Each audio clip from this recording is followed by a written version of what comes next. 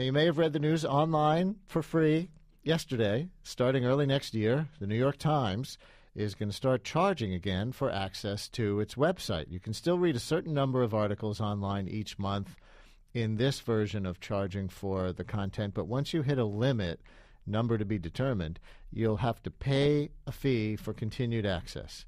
So how to make online content profitable for struggling newspapers? Well, that's the big media question of the day, and many papers had been waiting to see what the Times would do.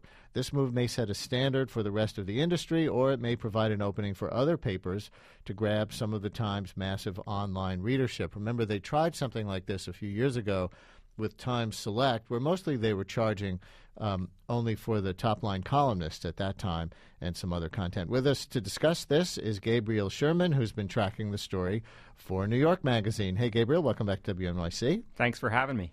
And listeners, what do you think? Would you pay for the New York Times online? And what's a good system? How many articles do you want for free? How much would you pay beyond that for unlimited access?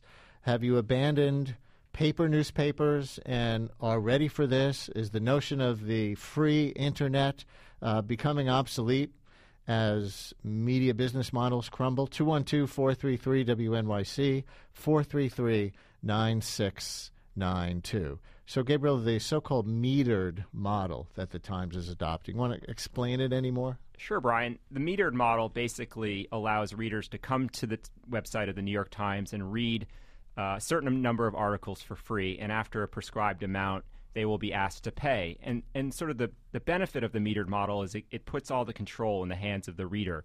They can decide how valuable the New York Times content is. And for the really loyal, diehard readers, I'm sure they're going to pony up and pay to subscribe to the online edition. For the kind of casual readers who come to the New York Times through sites like Google and search engines, they'll come, sample a few articles, and maybe go on their way.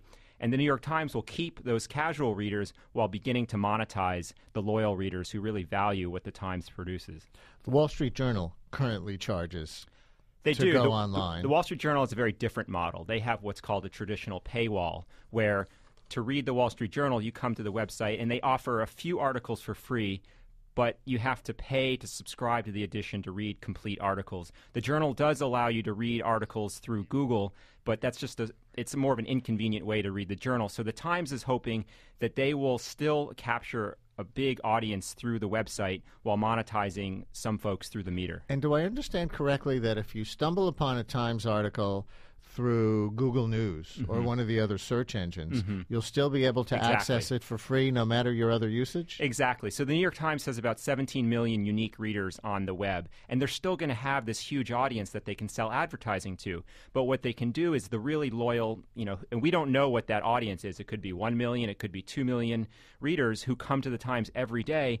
They could say to them, if you want to read us every day, pay money, and so they'll have two streams of revenue online, which until now they haven't. I can't believe what I'm seeing on the board. And I have to say, Gabriel, it's so different than what I think we would have gotten 3 or 4 years ago. Steve in the Bronx, people should pay. It's not fair for people who pay for the paper copy. Declan in Montclair subscribes on Kindle. It's great. It's the only way for newspapers to become viable again.